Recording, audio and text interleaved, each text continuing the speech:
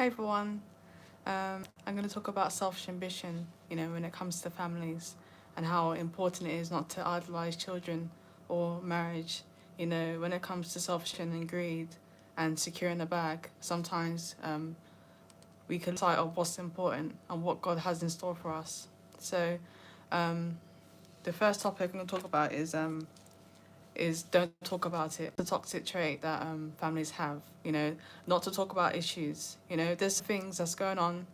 There shouldn't be people walking on eggshells. Walking on eggshells, people being passive aggressive, and just it's just not a good environment. We're always trying to, kill the bag, and we always try to show our haters that we're doing good, but that's vengefulness. A lot of people are seeking revenge. They're bitter.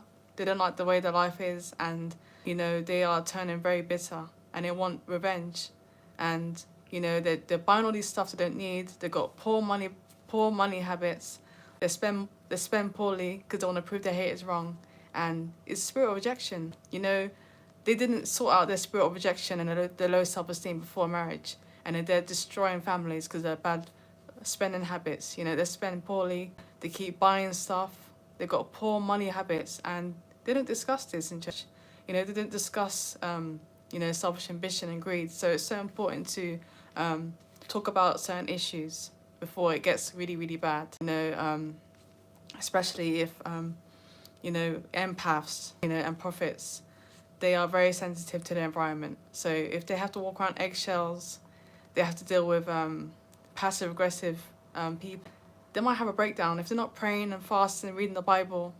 If they're not fasting, reading the Bible and praying, that could really hinder their growth. They could turn really, really bitter, and they could be they could burn out. So it's so important to understand that family is so to speak, to have family therapy, to just discuss certain emotions and what's going on. Being passive aggressive and nitpicking and criticizing and walking on eggshells, it doesn't make a good environment. It doesn't make a good environment. It's so important to speak up. People are suffering in silence. They're suffering in silence. They're trying to find ways to cope, like addictions. They sleep at night. And they feel like they can handle it.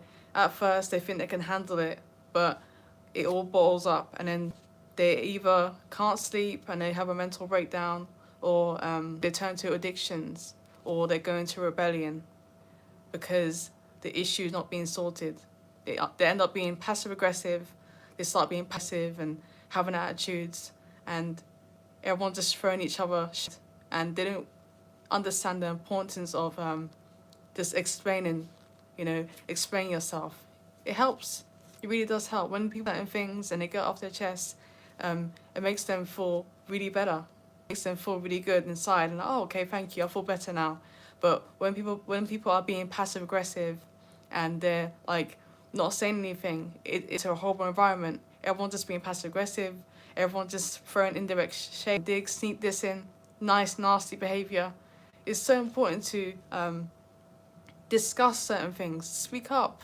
It's okay to speak. All passive aggressive behavior and walking on eggshells, it leads to stuff, especially if you're prophetic, if you're empath, and you're sensitive. You can't live in that environment that you can't speak up. You gotta be modern day as speak and use your voice and discuss how you feel. This passive behavior and criticisms, this bullying mindset. Everyone just wants to, everybody just wants to, not everybody, but sometimes people just feel the bag. Everything's about money, money, money, and like, oh, I got to get the bag. Oh, I got bills to pay, and money, money, money. But it's so important to realize that if you don't know how to work well with money, it's so important to know how to manage money. If you're spending poorly, oh, everybody hates me, I hate my life, I'm gonna go spend, and the next thing you know, you don't know how to save your money properly. Money habits, save your money. It's so important to save your money and know how to control yourself, so you wouldn't be so desperate to say yes to anything. When you save your money properly, you can have morals. You won't have to go through burnout and have to work if you saved your money properly and took care of yourself and had self-care. You know, it's so important to think about your family, have a balance. You know, people just think, oh yeah, my hater's gonna see me. I got this, I got that, but they don't realize how it's destroying your family. You know, when you just spending recklessly, it ruins your family. Know how to use your money properly and save. When things happen in life, you know what to do. Take breaks. Don't be a martyr. You know, they encourage that in church, to be a martyr. Oh, I never take a break. You know, I never take a break. Look at me. Look at me. You know, I never take a break. I never take a break. And their family's suffering. She don't know, like sometimes when it comes to peace, some Jezebels, they don't like peace. They can't stand their own company. They can't stand their own company, and they love drama all the time, and their family suffers. You know, there's a prophet in the family, and they have to be on pills to calm down because the Jezebel loves drama, money, and power, and loves chaos. She's a sadist. She's a sadist. A lot of Jezebels in her home, they're a sadist. They love drama. They love chaos. It drives them. And guess what? The Jezebel, not the Jezebel, the prophet. And if the prophet's not fasting and praying and doing what they need to do, they can end up having a mental breakdown. Because when it comes to a toxic environment, and Jezebel loves it, and they're a sadist, it's like, it's not good. You know, the prophet is sensitive to the environment. You know, they can sense if someone's feeling down. They can sense if the atmosphere is not right. And if they're in a hostile environment, worshipping and getting the help they need. So it's good, it's so important to speak up. Encourage, you know what, if you are going to be busy and you can sense that you're just prophetic and they're empath and they feel like you feel like they probably need some help, talk to them, ask them if they're right. You know, what can you do for them? Because sometimes when it comes to selfish ambition, it really destroys family. Everyone just doesn't want to talk about things. They just want to gaslight people, have an image. They care so much about image. They care so much about their image. Oh, I can't look like this. I can't apologize. I'm this, I'm that. They're not going to take me seriously if they find out about this. Oh, no one's going to take me seriously if they find out about this. Oh, no one's going to take me seriously if they find out this. Well, you're human. You're human. It's important to realize that being. And, you know, when it comes to apologizing or saying sorry, you know, just explain yourself. You know, this image obsessed generation, like I'm obsessed with image. I can't say that. I can't apologize. I can't own up to that. I can't take accountability. You know, it destroys families. You know, you can't take accountability. You can't accept that you did betray the family. You're full of betraying your family. You know, you betrayed your family. Own it, and apologize. You know, people act so entitled to people and act entitled and go, oh yeah, I had to do it. I had no choice. Yeah, they had a choice, and you had a choice. So it's so important to realize that, you know what, when it comes to speaking up, if you are suffering, you know, you feel like you don't belong in your family and you feel like excluded, just know, be a modern day Esther and speak up. You know, things that you're disgusted about, that could be a purpose. Things that you're disgusted about could be a purpose. You know, use your voice and speak up. Speak up and use your voice, Esther, and speak up and stand up for what's right, because they're suffering. You know, their parents are, you know, they feel excluded. They feel like they're not heard. And it's all about, you know, unity and solutions. And sometimes when it comes to money, Jezebel can get carried away. All they see is money and money and money. Can't see the health. Can't see the health problems. They can't see there's no peace here. They just see the money. That's it. They don't care about peace. They just think that gosh, the God is wrong. The God prove the hate is wrong. Like, look at me. Look at me. You know, look at me. So it's just like so important to understand that when it comes to selfish ambition, you know, when it comes to speaking up, you got to speak about it. You got to own up about certain things.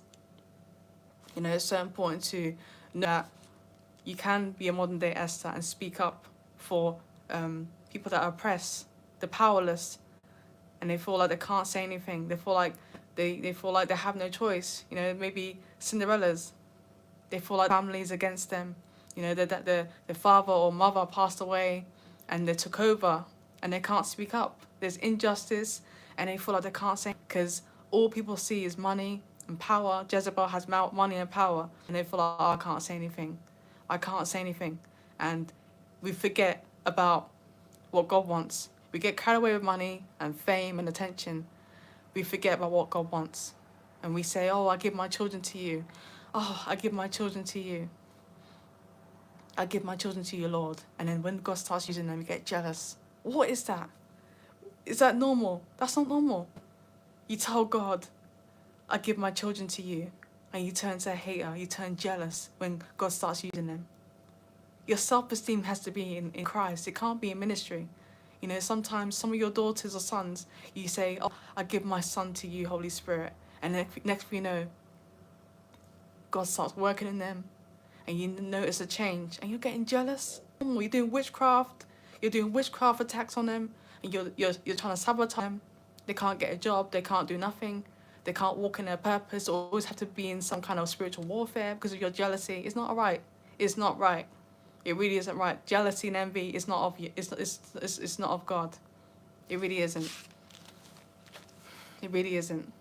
And it's so important to understand that when God uses your children, you shouldn't feel envious. It's witchcraft, and you have to cast it down. You have to really rebuke that spirit, because that's not normal. Being jealous of your children, God's using them, and you're being jealous, and you're sabotaging them, and you ruin every chance that they can. It's a Jezebel spirit. It's witchcraft. It's straight up witchcraft.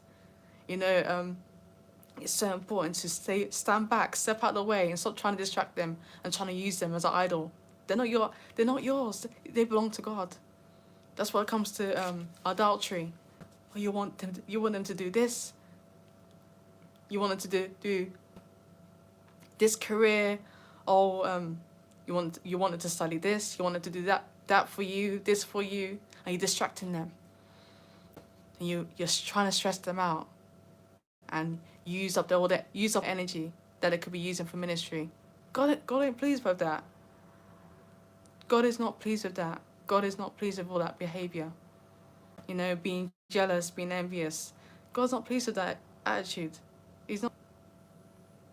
It's so important to understand that if God is using your daughter or son, jealousy is not of God. You need to start fasting and praying and rebuking that spirit. It's witchcraft. It's not normal. It really isn't normal. And you have to start rebuking the devil instead of allowing him to use you. You got to step out of the way. You know what? You have to let your son and daughter just do God's work and stop being jealous. So the next one I'm going to say is, don't have any feelings. Next one. Don't have any feelings. We can't numb ourselves. I know you love money. Some people love money so much that they try to numb themselves and not have any feelings. But some of your family members could be prophetic. You know, they could be doing God's work. So they are going to have feelings. You know, if there's a toxic family member and that family member is going through mental illness problems, they might feel it too. And they might have to cast it down and say, I'll beat that spirit, you know, whatever suffering from. You know, feelings, trying to numb feelings. Oh, just think about the money, you know. And even some kids have to be on tablets, but they're trying to cope. They have to be on pills because of the feelings they're feeling. And, you know, they could be used by God to do amazing things, but because of the Jezebel brings, the drama that Jezebel brings, they have to now be on tablets and taking pills and have to numb themselves and think, oh no, feelings are bad, all because they want money. Because they want money and they want to secure the bag, and they say, oh, don't have any feelings, so just get over it. And you know, when it comes to the prophetic, you're gonna have a lot of feelings, and trying to numb it down with tablets, pills, and alcohol and drugs, it's not going to work. You need the Holy Spirit to strengthen you with worship and prayer. You know, trying to not have feelings and ignore it and downplay it. It's important to journal. Don't let no one shame you for having feelings, of being sensitive. They're so obsessed with money. They're obsessed with their haters, and they're full of revenge. They want revenge. Nobody likes them, and they're in victim mode. Instead of walking away, instead of having the self-esteem to walk away from certain people, they want to sit there and be big victims. And Ruth moved. She knew we'll talk about her. You know, when it came to Ruth, people talked about her, and she walked away. She left. Her and Naomi left. Sit there being a victim. They get up and work, and try and make a change in their life. It's bitter and sitting there. They actually got up and did something with their life and walked away. Some people are in victim mode. That's why some people are broke, because of spiritual rejection. They're buying all this stuff. They're, oh, when I buy this, everyone's gonna be hating on me, and I'm gonna get revenge, and everyone's gonna see me. And now they have money issues because they couldn't save up properly. They're trying to prove people wrong. They're trying to prove people wrong and say, look at me, I got this, and they're trying to prove themselves. Instead of getting up and moving on and knowing how to save their money properly, you know, and getting some self-esteem. So it's so important to not try to downplay your feelings. If you're feeling certain things not right, like mental illness and stuff like that, like if you're feeling depressed or suicidal, you know, you need to pray about it, because someone in the home probably feels that way, and they need to maybe have to go on a fast and pray and realize you have to get away for a bit. Maybe you need to go to a conference or go to a retreat or staycation somewhere, because you don't want that drama in your life. You don't want that constant drama of people numbing themselves and walking on eggshells. Next one is you know, don't trust outsiders. You know, cult-like mentality. You know, when it comes to cults, some people don't have a life at church. You know, they came from a cult. You know, they came out of a cult, and you know, it may be church family. You know, I know it's about actual family, but I could mean, you know, I mean cults too.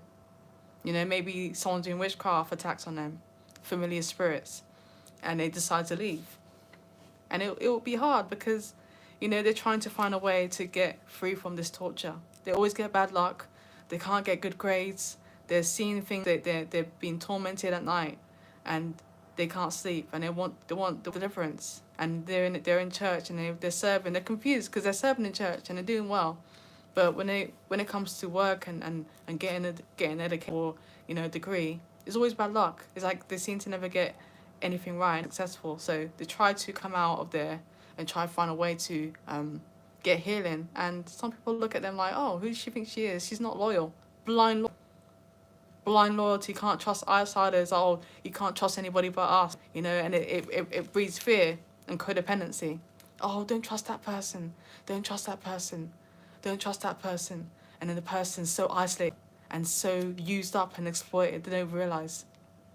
But the narcissist Jezebel doesn't want them to have any support, so she can use them completely. So they can use them completely. Jezebel wants to use the person completely, so they try to say, oh, don't trust that person. Yeah, don't trust that person. I wouldn't trust that person. I wouldn't trust that person. They're so isolated. And now they're getting exploited, and they can't even seek advice. They don't trust anybody. They're getting exploited, and they can't even go seek help. Jezebel doesn't want the person to have support system and people she could talk to. Jezebel wants complete control of the person and try to sabotage them by saying, don't trust that person. So they want you to have full control of your life, so you can't even get help. Don't want you to break free and use your voice. Want you to just be stuck and just not go anywhere with your life, and just deal with it. Just deal with the Jezebel's plots, and you can't walk into your assignment and walk into your purpose. But don't listen to Jezebel. Go to events. You know, seek a mentor online or offline. You know, seek help. You know, seek help. Get professional help, because sometimes when you go to family, they try to sabotage you anyway, and sometimes they even gossip about other family members and make you feel you're in rebellion, that you're lazy. And they don't know that they've done witchcraft on you. They can't get a job, and oh, look, she's lazy. She don't want to work, and she ain't working or stuff like that. One that did the witchcraft, and you can't get a job. That's how bad it is. Next one is they can't acknowledge mistakes. You know, they betrayed you. They were so horrible to you, but they can't acknowledge it. They can't say, oh yeah, I apologize, sorry. They can't acknowledge mistakes. You know, they've done horrible things. They've done sadistic things, you know, but they can't acknowledge it. They can't say sorry. You know, they can't apologize. You know, they just can't. That's why it's so important not to take it personally. You know, keep it healthy from them.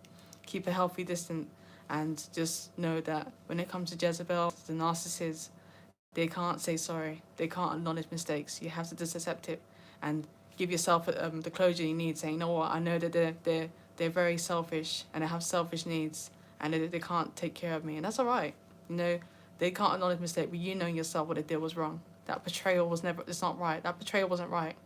There's games, that disloyalty is not good. Next one is don't break the mask. You know, everyone, this image. When it comes to image, they're so obsessed with image, how things look. You know, if a certain person is struggling, it's okay to say, you know what, this person's struggling, they're mental.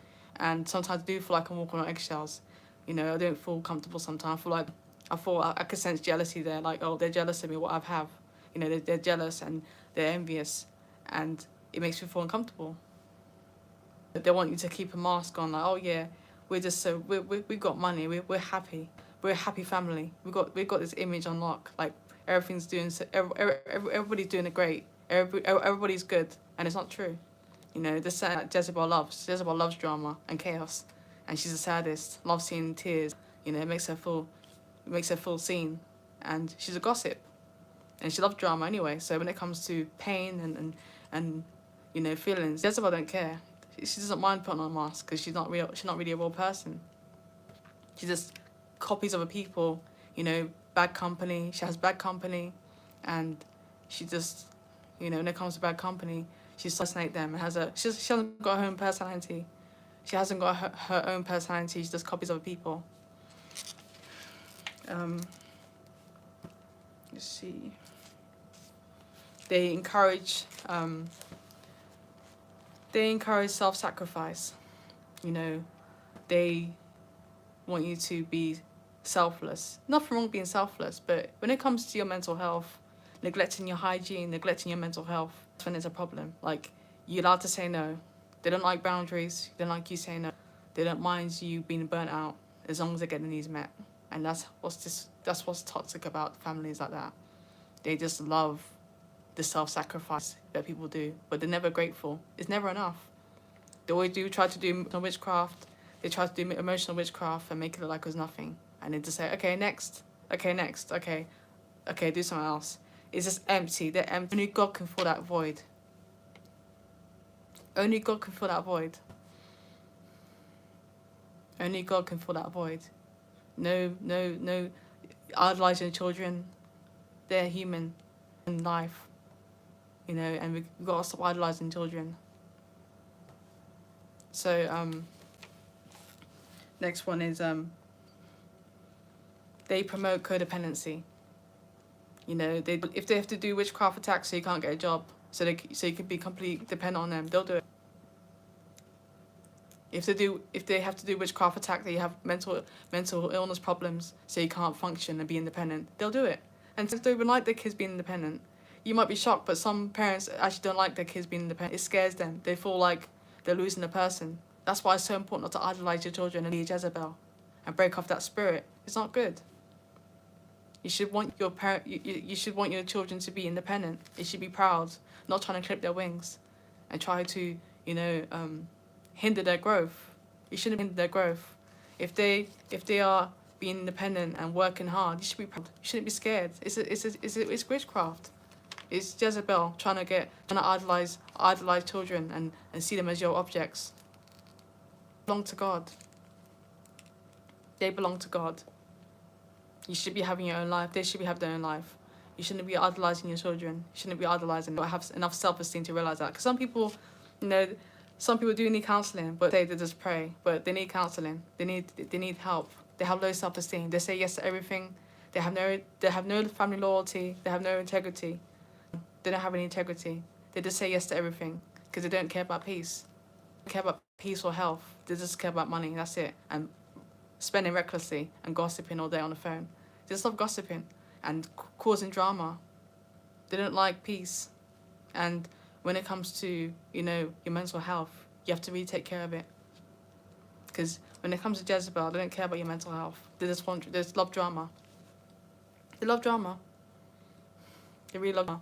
And you end up being, burnt out because the Jezebel is just, it's never enough for them. It's never enough. That's why it's good to walk away now and say, you know what, Jezebel, I rebuke that spirit and I keep my distance, because you are very ungrateful. It's an ungrateful spirit. It's full of self-inhibition, greed, chaos, drama, gossip, and just manipulation and control and guilt tripping and witchcraft. That's all you get with Jezebel. It's draining. So it's so important not to fall for the tricks and to get caught up in it, because it really can hinder your growth. So it's so important not to idolize children. You're supposed to love your children. Being a Titus 2 woman. I don't know if I said that correct, but just know that you gotta stop idolizing your children and being jealous of them. You have to love them. Idol is not love. Oh, you want them to do this for you. You want them to be like that. You want them to be a mini version of you. It's so important to understand that God has a purpose for their life. God has a purpose for their life. And if you try to hinder their growth in any way because you're jealous, you're trying to clip their wings because you're jealous, you don't know who you are, so you're trying to drag people who know who they are. It's not right. You're trying to drag people that know who they are, and you feel jealous. You shouldn't be jealous of your own children. It's not normal. And I think the next one I'll be talking about like husbands and wives and stuff like that and other stuff, but I want to talk about children, like family, because there needs to be unity, there needs to be solutions. There's got to be love there and patience. Love, patience, unity and solutions. Idolizing your children is not of God. God has a plan for their life. Step out the way. Step out the way and let God use them. And step out the way and stop with the adultery, and you stop being, because you have to, that void can never be filled. Only God can fill that void. That empty void you feel right now, only God can fill it. Hope that helped. If you need any counseling or coaching or prayer requests, email me. Thank you for listening.